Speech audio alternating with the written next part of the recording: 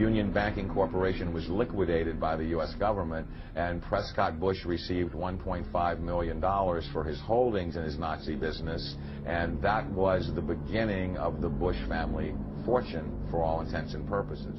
George Bush takes his inspiration from what he learned in Skull and Bones and from the Thule Society that Hitler and Goebbels and Goring cut their teeth in, Bohemian Grove, these evil organizations that perpetrate the ugly things that these criminals are doing to this country, for which they must be held accountable. They are the most violent, dirtiest people on the face of the earth. Somewhere Americans are going to have to take their country back and start finding out who are these people. Who are these people we call our representatives, the Bushes. George Bush, the president, his father, went around the country talking about a new world order. The people who are running this country from behind the scenes do not care a thing about Americans or bloodshed anywhere.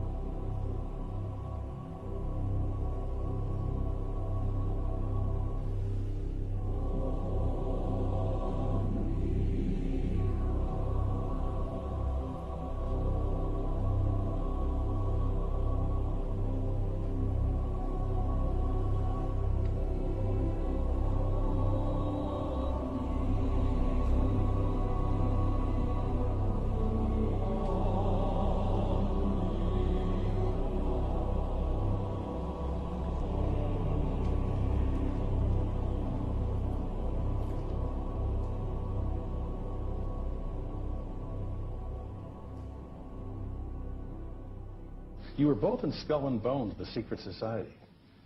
It's so secret we can't talk about it. What does that mean for America? The conspiracy theorists are going to go wild. I'm sure they are. I don't know. I haven't seen the web. Number 322. Sir. Were you a member of Skull and Bones in college in Bush? Were you in the same secret society? That's all right. Let me answer his question.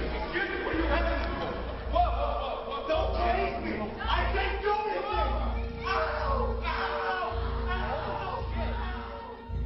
And what you're looking at here, staggeringly, is a group of people, some of the most famous people in America, in long gowns.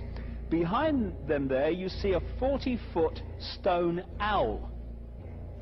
And there's the fire between them, next to the lake at Bohemian Grove. Now, one might wonder, understandably, why the people that run the banking, political, economic system and the media in America should be dressed in long robes doing a ceremony to a 40-foot stone owl. I think we should be told. And no doubt you'll be hearing about all the differences between John Kerry and George W. Bush. But we've discovered they do have something in common. During their respective college days at Yale, they both belonged to a group called Skull and Bones. He's come pretty close. She was part of a team that successfully recorded part of the initiation ceremony that takes place in the tomb's courtyard. Okay, you have the doorway here. Yeah. Okay, then to the right you have a hedge, and then you have an evergreen tree. If you follow that line straight back, courtyard's in there. Ah, okay. So that's where they have the ceremonies in the outdoor part of it. Part of it was indoors. So we only got to see the outdoor part. Right. We only got to, and to listen to the outdoor part. God only knows what went on indoors. And what did you hear? What was it you know? You managed to get this unique it was access disgusting. It was gross. I mean, they were pretending to murder people. What was the tone of it, though? Was it jokey or was it quite... No, it wasn't jokey at all. It was sick. It's about the only thing to describe it. It was sick.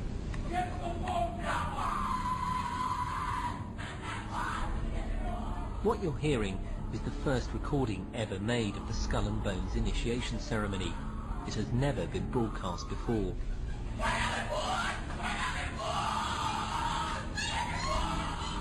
15 new members of the club are being introduced into the macabre rituals of Skull and Bones by the senior students who are about to graduate. The club has what some might see as a strange fascination with death, skulls and bones. as the chants too, difficult to hear first of all, but including the devil equals death and death equals death.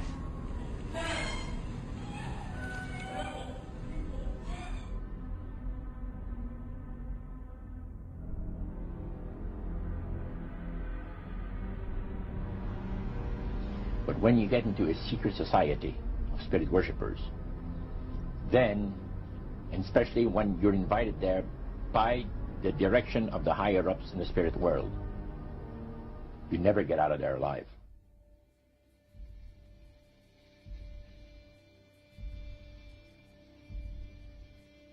And he told us, he says, look, we worship spirits. We worship Lucifer and all his angels. They're just as beautiful as they did before they were cast out of heaven. He says there was a misunderstanding in the whole thing. He said among the inhabitants of the galaxies. And he says our master was misunderstood. And they always praise the great master, Satan, as a super intelligent being that he is, beautiful to behold. And if he ever appears to you, you won't be able to look upon him because it'll be too bright.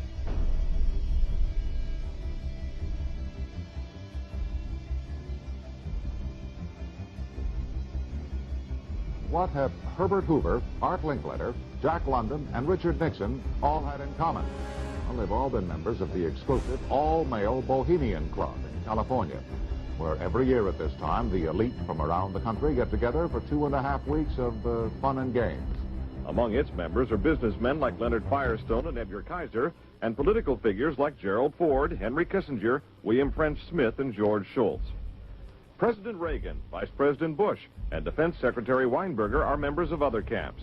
Richard Nixon is a bohemian, and so are high-ranking executives of such companies as Eastern Airlines, Standard Oil of Indiana, and Bank of America.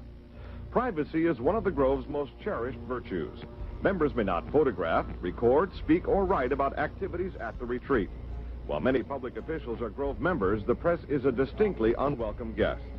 We're from ABC News. Well, get back there. Get back there. Can we talk to somebody in the... Get back there. You see, for over 120-plus years in Northern California, in Sonoma County, on a 2,700-acre secluded redwood grove, leaders from around the world, prime ministers, chancellors, presidents, governors, again, the heads of industry, banking, academia, the media, Hollywood, travel there to engage in bizarre, ancient Canaanite, Luciferian, Babylon mystery religion ceremonies. We were inside 4 hours. That's only one day out of the 2 weeks that they meet there for the admitted Summer Fire Festival of the Bohemian Club.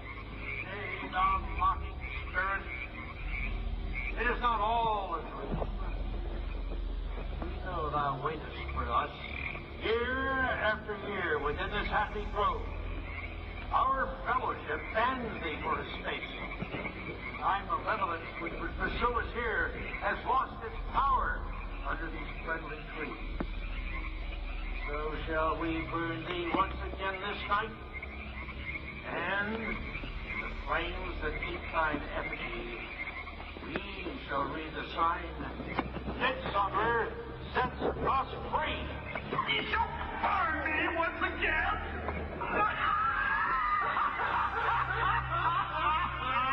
Now believe, Wade, which hither ye have brought from regions where I reign. Ye fools and priests, I spit upon your fire. Hail fellowship's eternal flame. Once again, midsummer